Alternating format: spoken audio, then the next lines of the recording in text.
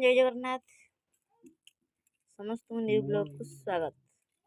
आम ए सका गुडन बाबा मोर बस पड़ू खाइबार। ये काली भोजीर किसी बड़ी जाता भात आउ करदे मिक्स तरकारी। देखो केमती मिक्स तरकारी बिना पियाज रसुण रे आउ बिना पनीर आइला सजना शाग आलू पोड़ी भजा ननद आनी सजना शाग आउ ये लेंबू लंका लुण पाग हम गुडन बाबा से खाऊँ मुझे खाऊँ मैंने खाଇବା आरंभ करवा।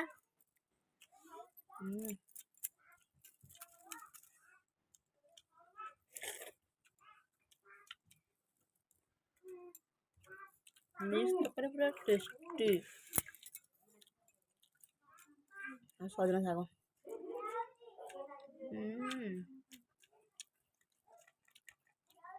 लेंबू लंका बहुत बढ़िया। वीडियो लगे प्लीज सब्सक्राइब कर देवे।